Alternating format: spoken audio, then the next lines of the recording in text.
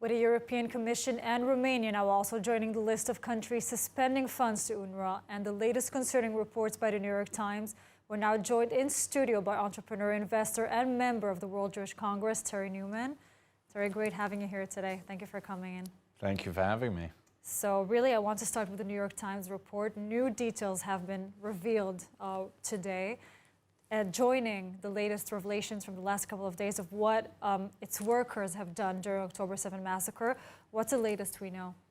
Well, I mean, let's start with just realizing how concerning this is. You know, members of UNRWA were involved in the massacre of the 7th of October.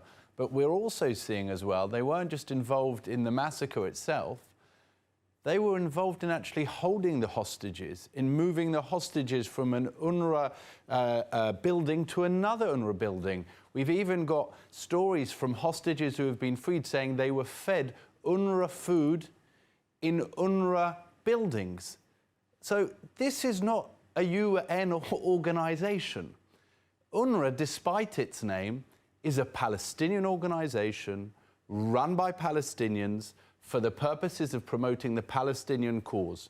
And, you know, I think if you realize that the entire world has one refugee agency, other than one specific group of people, and I'm sure you can guess who they are, the Palestinian people, this has to stop. I mean, you know, the only organization that deals with refugees that has more refugees today than it had when it was set up is UNRWA.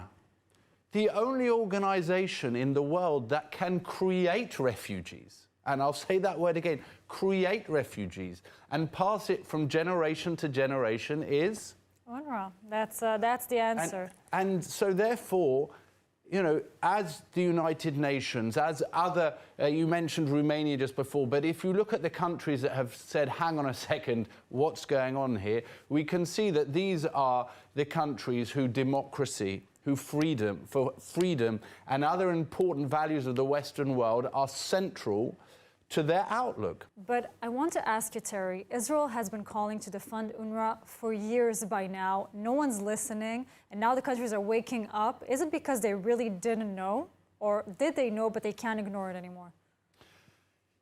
That's an excellent question, and I think the answer to that is as follows. Listen, there is a requirement for Palestinian people as part of developing countries to get aid, to get development aid. There are many other countries in the world where the UN provides development aid, where other countries, wealthier countries, provide development aid.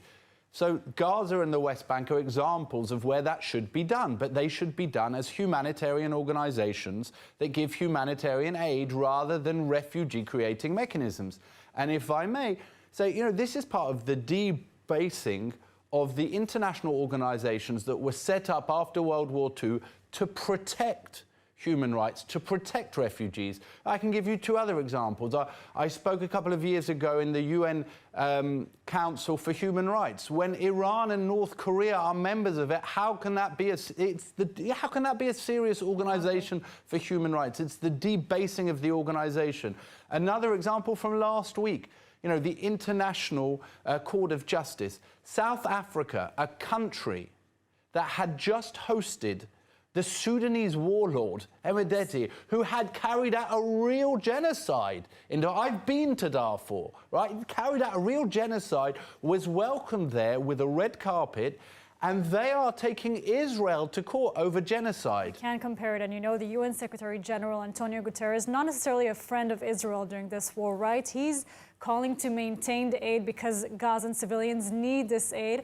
How do you see a way to continue with UNRWA, or maybe not, to help those Palestinians, but not the way it's happening right now? So I think UNRWA needs to be scrapped. I think a humanitarian development organization should be set up. Those funds should be run by Western countries, by Abraham countries, those who've signed on the Abraham Accords, and that money should go to the Palestinian people. The current situation where, in effect, we are saying to Hamas, you take all your funds and you use it to build terror tunnels and attack Israel, whilst we use our funds in order to look after your population, has to end. It's bad for the Palestinians, it's bad for Israel, and it's bad for the world. Definitely, and I think we should be happy the world is waking up right now. Thank you so much, Tara, for joining us today, and stay safe. Thank you. Thank you very much.